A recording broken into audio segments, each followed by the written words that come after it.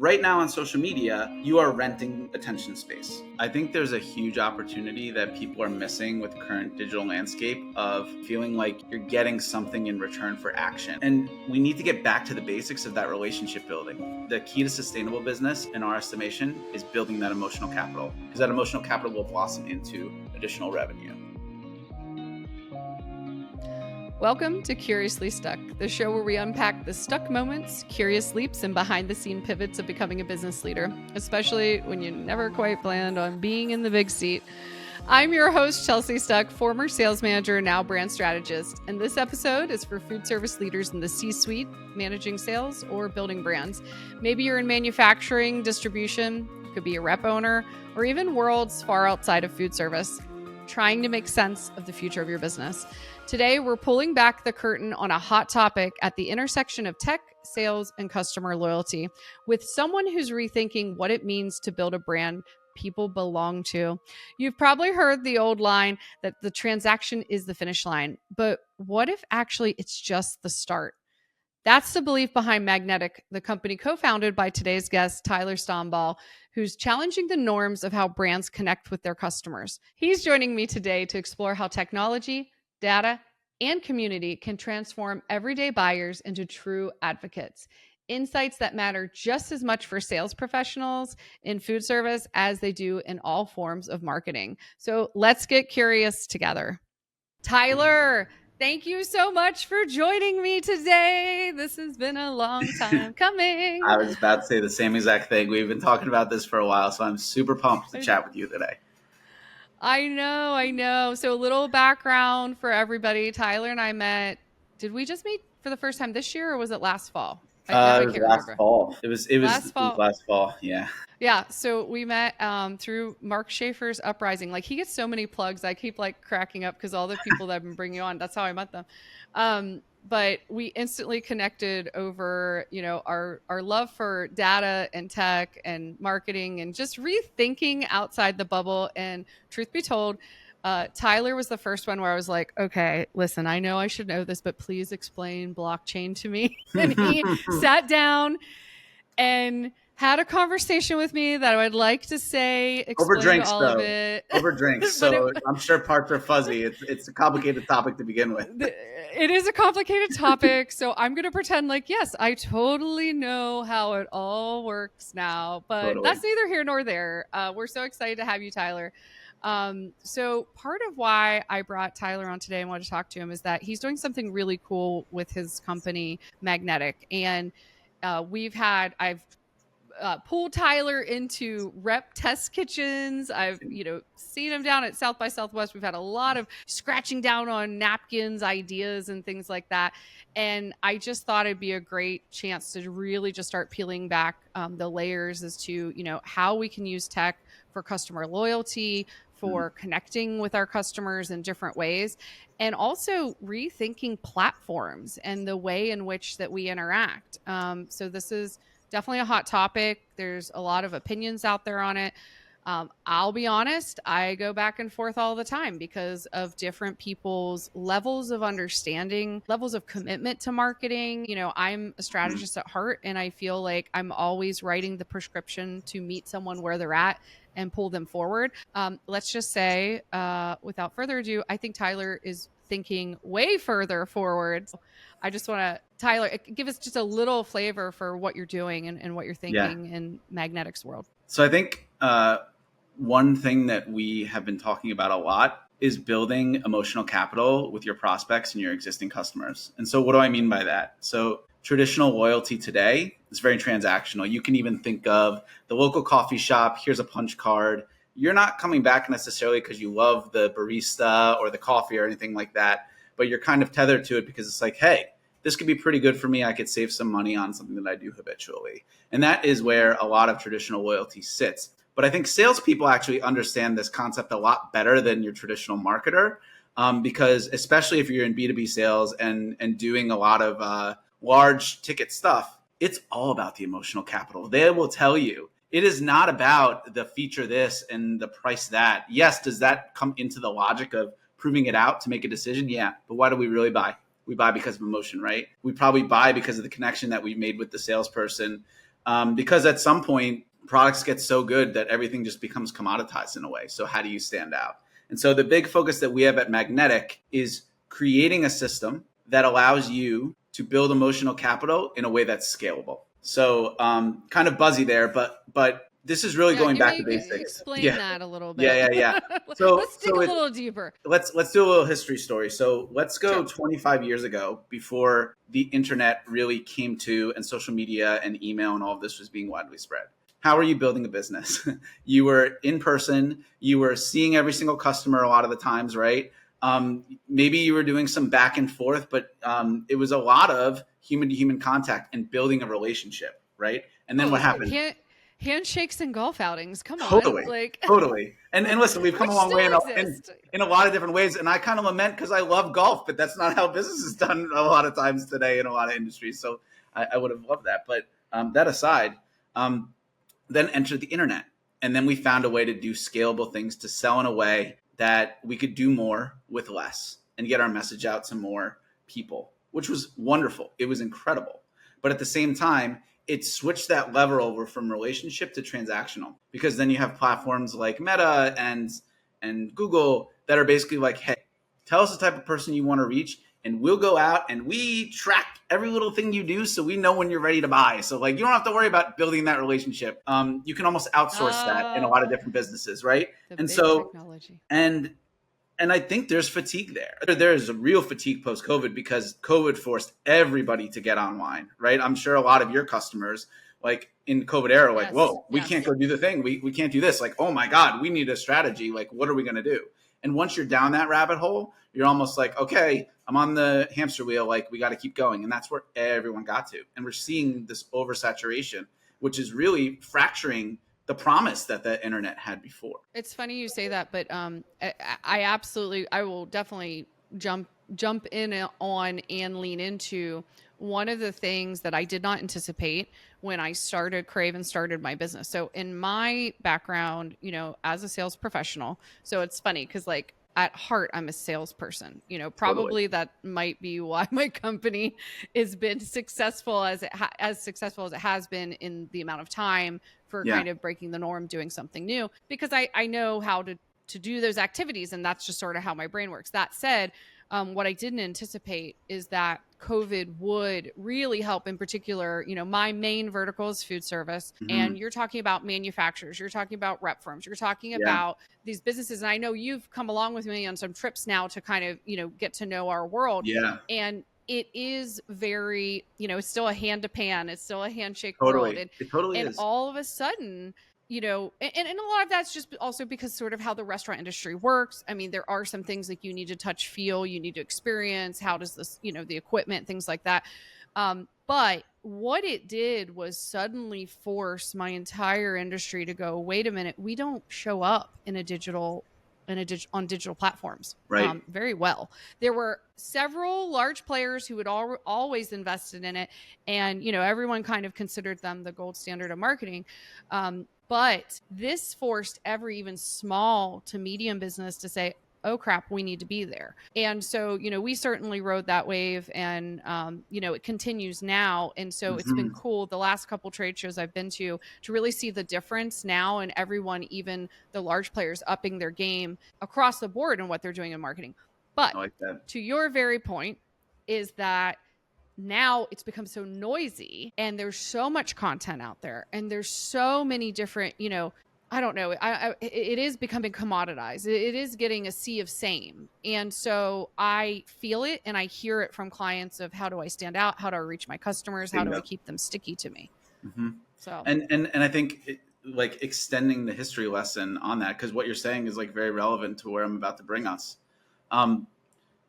We are now getting to that point with that saturation that you're talking about, where people are kind of tuning out. It's like, all right, I've seen 10 posts like this already. Like, I got the insight from the first one, like, fine. Right. And we need to get back to the basics of that relationship building, but we have new tech now. We have new human behaviors now. And so we need to adjust for that. We need solutions for that. Right now on social media, you are renting attention space. It is a feed. Sometimes your stuff gets sent, but the concept of a follower in modern social media is no longer what it was 10 years ago. And so Our stance is you need own spaces where you can directly engage with the people that you know are for you. And that takes a different level of thinking and going to market. And I think that it doesn't have to be exclusively online, because honestly, I don't want people to I don't want our solution to come to market and people are still on their phones hours a day.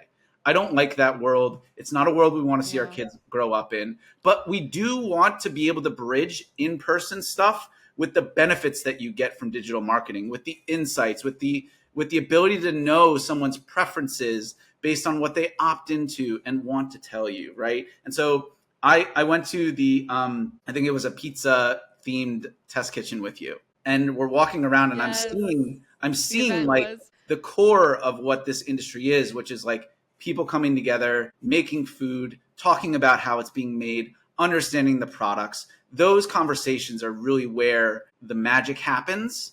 And then I zoom out with my point of view and I'm like, great, how are we capturing that? Is someone going back to their CRM and they're documenting that? No, they probably had 10 conversations that day and their brain is like doing whatever. And so Chelsea, you and I were coming up with this idea. It's like, hey, to go along with that conversation, let's have something quick, scannable, enter your email. That will, but not just like entering email for email's sake, because we're all very dodgy about our data too. But it's like, hey, you enjoyed talking to me about this? Hey, scan this thing. It's got a lot more information. It's got content made by Crave that's like pretty and engaging, and gives them a link back to the product. So the person who scans, who's interested in that product, can stash it away for later because we've got busy lives, right? But they can come back to it and reassess it. But on the business side, that conversation, which was worth its weight in gold, it has a backup plan. If that doesn't get into the CRM, if that doesn't get followed up on, you actually have a list of all these people that scan different things. And now you're actually creating an interest profile based on email of, hey, they liked this stove, they like this vent, right? And now if you go and reach out to them again, you can also be more relevant in that conversation, which we all know as salespeople is really the key to getting to the things you want to talk about and finding that shared interest that leads to a sale. No, you're absolutely right. And it's funny, but it was magic when we were sitting there together going like, wait a minute, you have the tech. And I mean, I have the background in sales to know. I mean, hell, I'd be in a trade show and I had these notebooks where I was, feverishly taking down, what are the key topics that I spoke to this chain about? And, and to some degree, what sucked about it is that here I'm trying to take notes and trying to like give myself quick hand reminders when I can't be fully present in this conversation. And what I really need to be doing is being fully present and asking those deeper questions. And there are different ways. I mean, now, we have Plod, we have different ways to record our conversations, which I think all enhances that. But that doesn't help. And this is where I think that our minds were coming together. That doesn't necessarily solve the problem of like, okay, great. Now as a salesperson, I have the notes. And this is what I interpreted, right? It doesn't mean it's okay. Yeah. That person just left and they have their own time frame, their own prerogatives. They're looking and talking to other people. And how many times as companies, even in market, print is dead? Well, okay, let's be honest. Like sometimes it's dead because it's costly and it's dead because we know that someone's going to go through and they collect all these things with the best of intentions and they get back to their hotel room and they throw it all out or it doesn't make the cut because why? I mean, it sits in my backpack for like 4 weeks until I do a clean out. I'm like, oh, I remember this. Yeah. Right.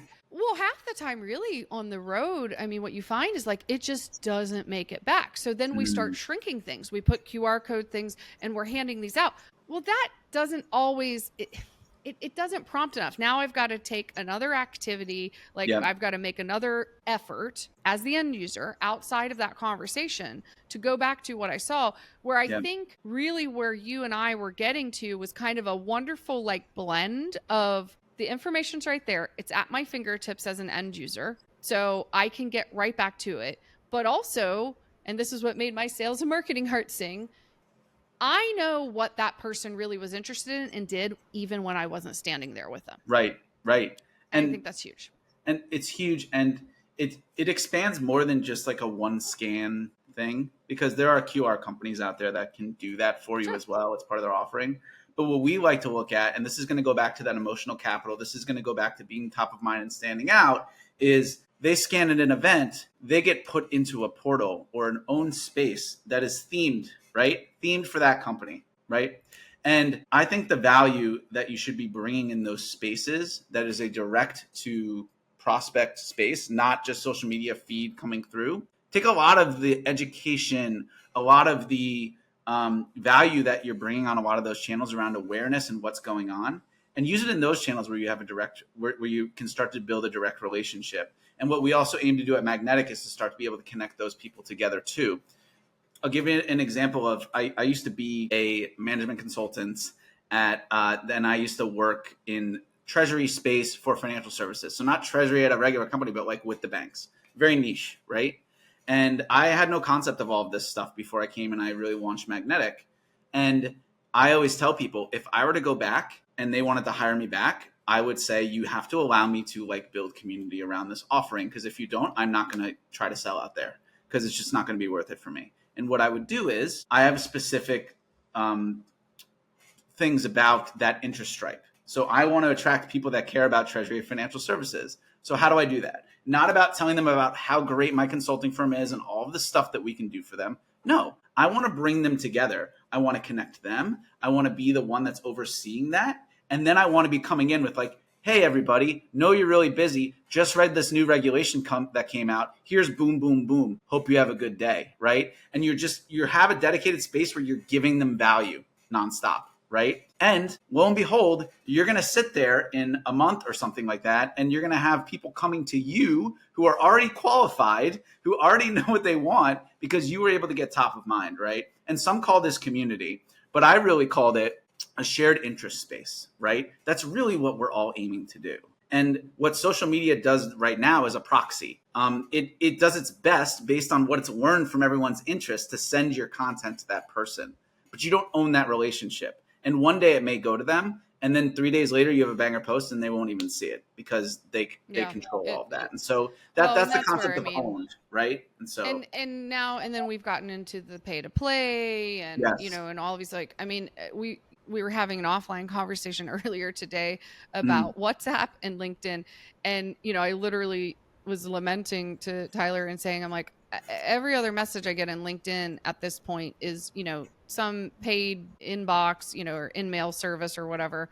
Yeah. And it's so frustrating that it's causing me to overlook real connections that are reaching out, because it's sort of like what's the incentive to look at the ding again? Oh, great. It's just going to be more spam. I mean, same thing's happening in WhatsApp. And, I'm not, going to say that, LinkedIn absolutely as a distribution channel or any of these social, they are distribution channels. And that's something that we talk about a lot in marketing communities. To that point, if you think about traditional marketing funnel, top of funnel, middle funnel, bottom funnel, where you're actually doing the sale, social media is an undefeated top of funnel awareness, start to figure out who your customers are and where they are. And I always say, and this actually goes into a little bit of what you talked about in the beginning, the funnel gets you to the transaction, but for us, it doesn't end there anymore. Magnetic is part of that funnel, more middle bottom, where there's a lot more intent. But where we shine is taking them from that and then not disconnecting the experience. Like, we actually bring them into a place where they emerge from that funnel, not only as a buyer, or maybe they weren't ready to buy at the time, but it's a nurture point, right? And so if you're nurturing these people that you're spending all of this money, time, and effort to capture, and then just kind of letting them go when they're done, right? Like, you should be doing more with that, because it is getting more expensive on digital marketing as it has become more mature, right? And that expense is not only money, but that expense is attention. And we can't overlook that attention is one of the most valuable currencies right now in business. It really is. I hate to say it. I lament it, because everyone optimizes their hooks and whatnot to get attention. Think about all the times you open up social media and what people talk about. I often joke that like the best posts on social media are about how to be successful on social media, because it is such a important thing to, because everybody wants to know the deep dark secrets. Exactly. But and so that's really, if you want to picture like where Magnetic aims to create something that doesn't really exist right now as an end-to-end solution, that's where we play. And we're really big on the loyalty, retention, and again, building that emotional capital. Because if you do that, people will buy more from you. They will tell people about you. We have tools to help empower them to talk about it and incentivize them if you wish. And at the end of the day, you don't have to be so focused on spending on acquisition. you should still do it. I'm not saying don't do acquisition. It's really important, but you don't have to play as much of a numbers game, right? To then hope that they filter up to become a really strong, loyal customer. There's this really great study that they did. That says, just real quick, because this ties into it. The amount of ROI that businesses get turning a 3-star customer to a 5-star customer is multiples more than turning that 1-star to a 3-star. And the moral of that story is you can't please everyone, and not everyone that buys from you is going to make their way to the top. But if you do focus your effort on the ones that have the potential to become those super loyal buyers, you can actually stretch the amount of growth in crazy ways with less effort and money. Well, I mean, we know it costs less to retain your customers than it costs to, it costs way more to get new customers. So, I mean, this is just another tool in your toolbox in order to help, stay sticky to your customers, stay close to them. And I think it's, as we continue to change with our behaviors, with the amount, look, AI is changing the amount of content that's coming out. Totally. And there's a reason why they call it AI slop. To some degree, some of it actually isn't really slop. It's just, there's so much of it. It's just, it's like a sea of information, a sea of content. And, many marketers I know, I myself included, are starting to say like, oh, well, wait, hold the phone. We're not trying to be everything to everyone, nor are we trying to post nonstop all the time, constantly. Like, it's about quality over quantity. Mm-hmm. And that's something that at this point, you can really water down your brand if you don't think about the actual quality. Is there research behind what you're saying? Have you, are you presenting real value? You're not just like, hey, it's me.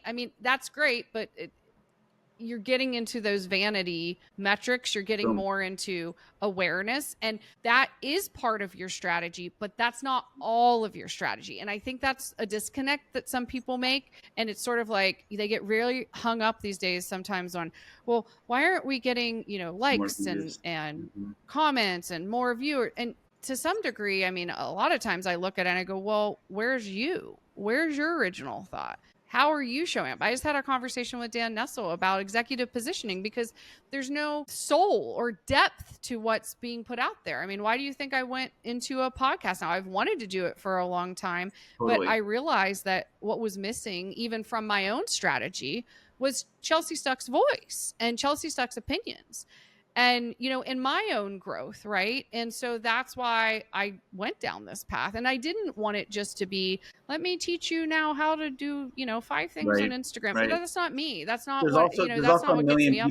There's a million people doing that as well. And that wouldn't be authentic. And correct. Exactly. 100%. And so that's why it's like, let's look at these new technologies. Part of why, I invited and wanted to talk to you, and I've stayed very close to your development as an entrepreneur, your development in your tech, is because that's really fascinating to me. That's really interesting to me. Like, where are you going to go with this, and what are we going to learn, and how can we leverage this as sales professionals and as marketers to do right by our customers and do right by our brands? So I have a quick question for you. Yeah.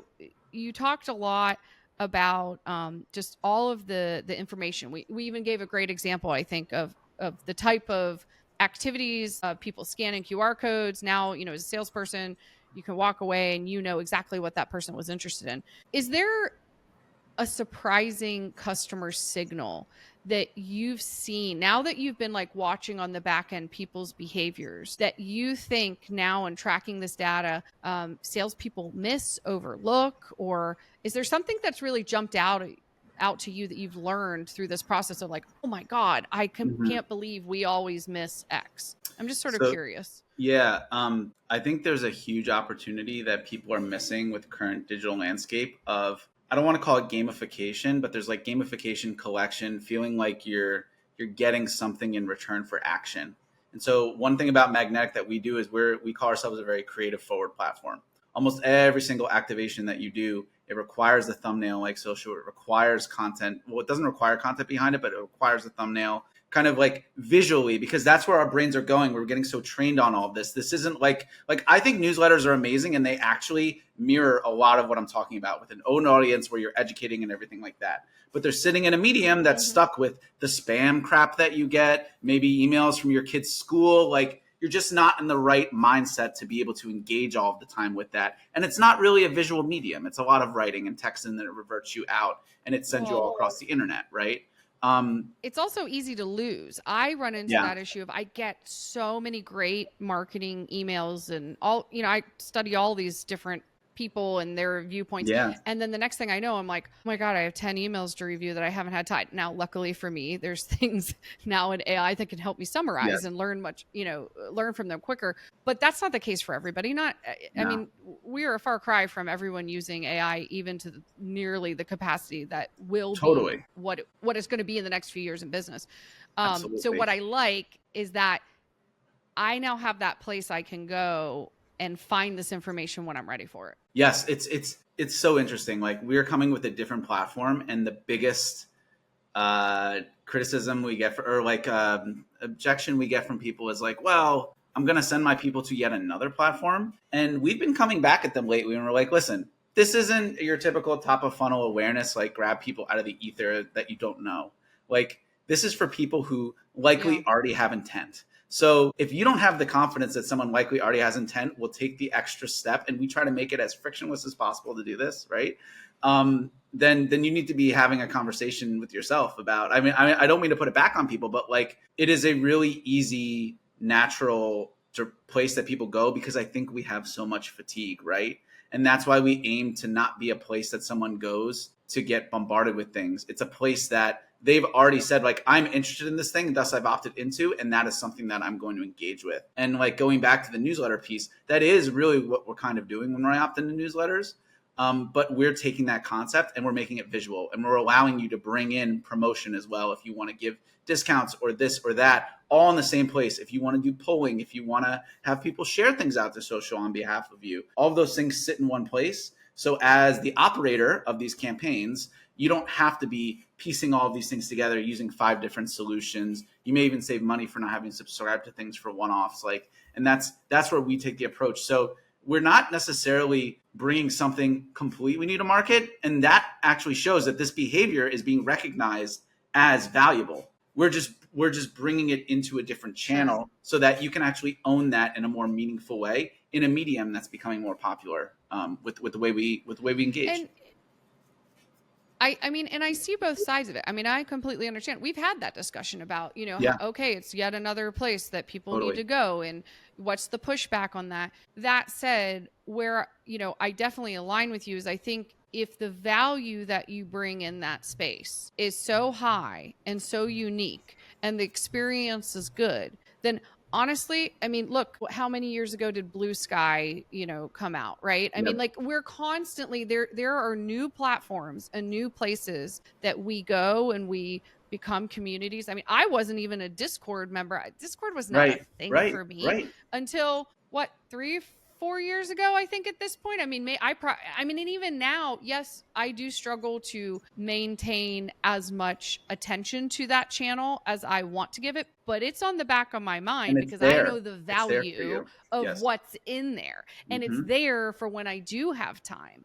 So I hear both sides of it. This is part of why I wanted to talk to you a little bit further about it, because I can also appreciate that as an entrepreneur. I mean, you're going against the grain a bit. So how has that journey been? I mean, when I first met you, it was like we were talking blockchain and like all kinds of tech stuff that I was like, okay, that's kind of over my head, like yes and no. And you're not even talking about that now. So how has this developed for you?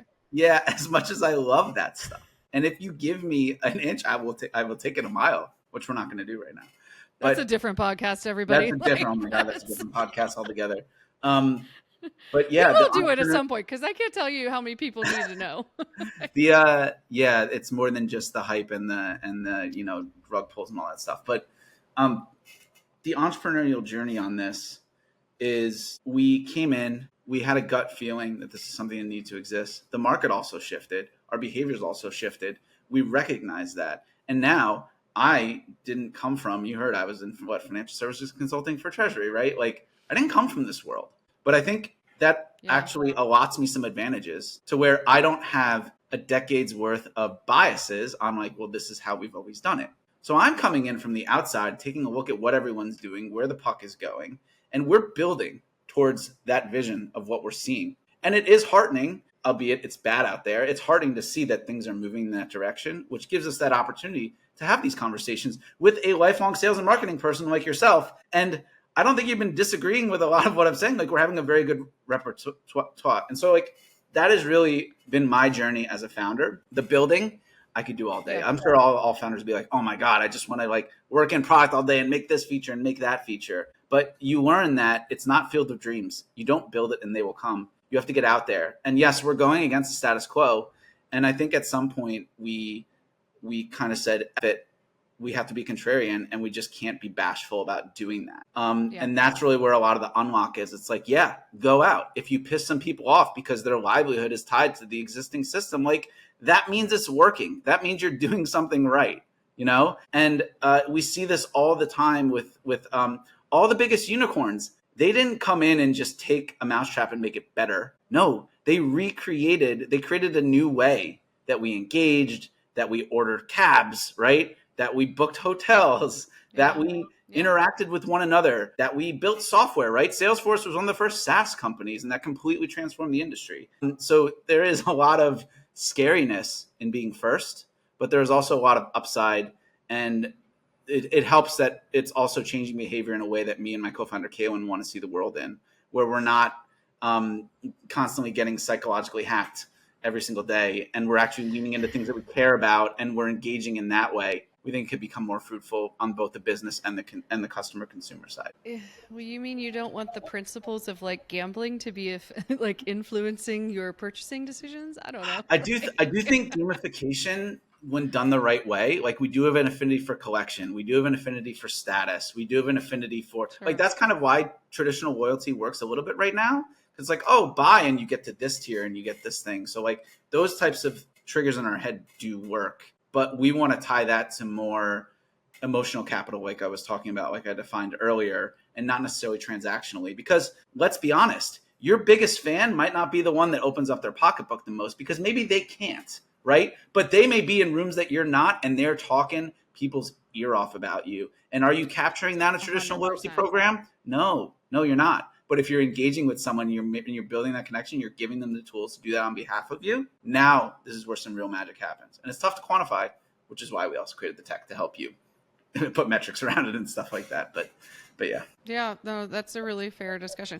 And I think, you know, again, and we've had many discussions about this. Are people going to go to something else? Are they not? You know, where are we going? As, you know, marketers, where are consumers going? Where are people spending their time? I mean, I think you are absolutely right in that we can debate this all day long, but the reality is that I spend my time where I feel welcome. I spend my time where I get value. I spend my time where I have a good experience. I spend my time with people that I like. And so all of these, you know, everything that you're doing, to me, it's a no-brainer that, yes, it might not be for everyone, and it might not be for every industry. I mean, we've had that discussion where I've said, "Ooh, I can really see value, you know, in certain verticals," but also in getting to know the way that you're thinking and in the way that I approach, I think, strategy. You know, I'm always looking for inspiration from like left field. Like, I don't want to do things the same as everyone else. Now, I will make an argument that there are certain disciplines that you need. And sometimes what we do as a company is we help people learn those disciplines of getting their brand out there, proving things, getting comfortable with finding their language, you know, starting to feel what it feels like. Oops, I got a little controversial there. What do I do? And when you go through those exercises, it all becomes easier over time. Just like I told you, I said, you know, I've done enough. I have not done a lot of podcasts, but I've done enough now that this time I felt much more comfortable just sitting down, turning it on. Let's go. Let's have this discussion. And it's also the beauty of editing, not going to lie. Like, editing is the amazing. Dog chirps off in the corner. You'll never know. Like, it's all good. I've had a baby crying this entire time, and you can't even hear it. I didn't hear any of it. No, there's no baby crying, but I was just saying, like, even if I did, you wouldn't know. The editing tools are that good. That's the point. But one thing I wanted to say is, like, I was gonna say, what else would you like to share, since, you know, we're having this conversation? I know we've kind of meandered away from our traditional beats, but I also think that we've uncovered a lot of important parts of the discussion that people should be considering. Yeah, and I think that's why it's been such a natural connection with you and a partnership with you, is because everything that you just talked about, where it's like the fundamentals of finding your voice, doing the approvals, knowing what your creative is, that is still very much necessary for what we propose. In fact, if you don't have that, we found if people don't have that coming in to use our platform, you will not get good value out of our platform.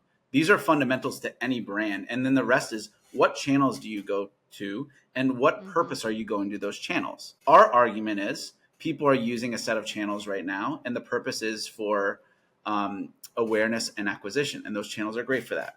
And we're saying you should be taking into consideration even a fraction of that budget should be going towards platforms that are tailored towards, okay, once we get them down the funnel, how are we then maintaining and nurturing, right? And you're still bringing those same core principles that you talk about to that, right? But maybe you're able to speak in a different way because you're not talking to everybody. You're talking to the people that are already there, right? You're talking to the people that know Clubhouse. It's the clubhouse you've talked about. Like you're gonna the politician is gonna say a different stump speech than they do to the donors that are like, all in, right? Just to use an analogy that I think everyone can understand, right?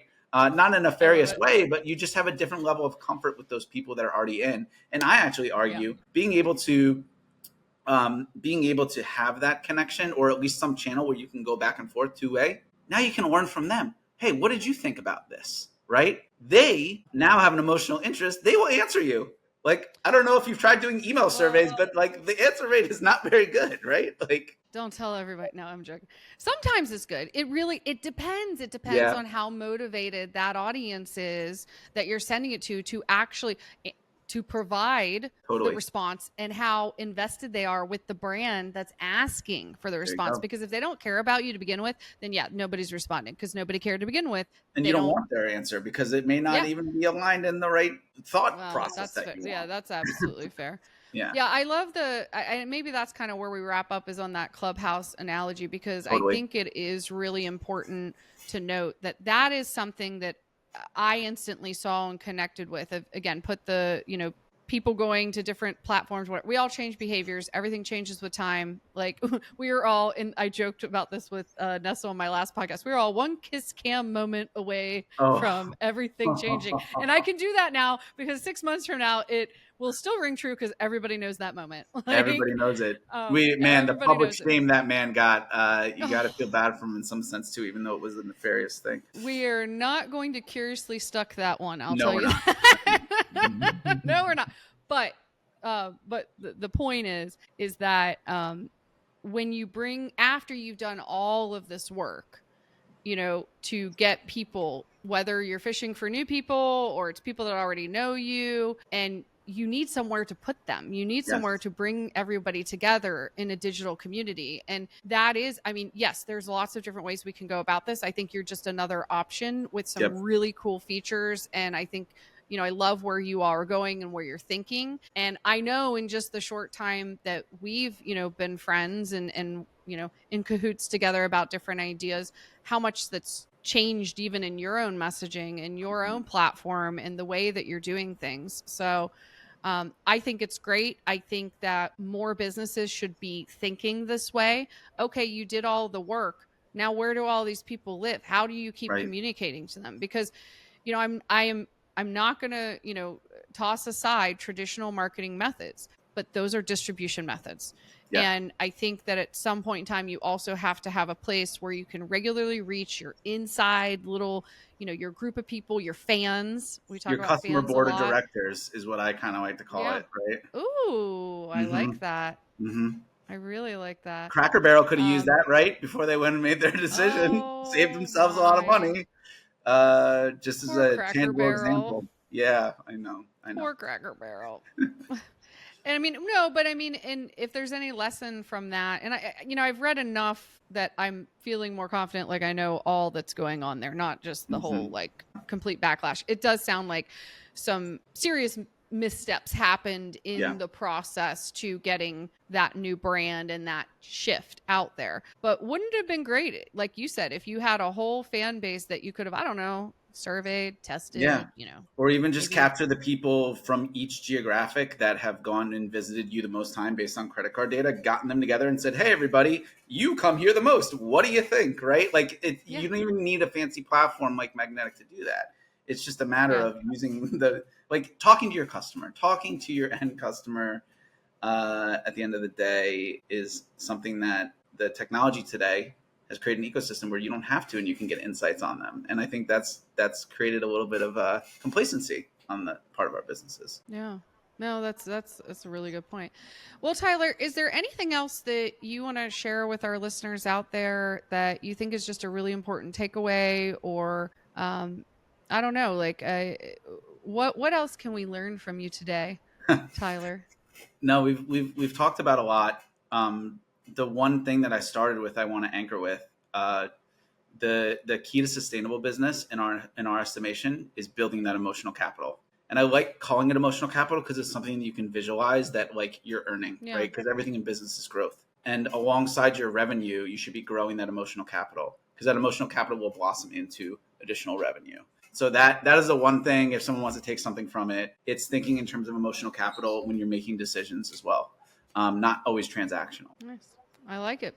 That'll be added to my nomenclature now. Emotional capital. Spread the word.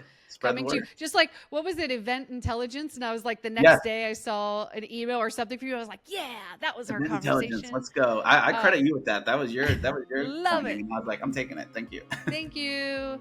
Thank you. No, I was gladly giving it, right? All right. Well, thank you so much for joining us, Tyler.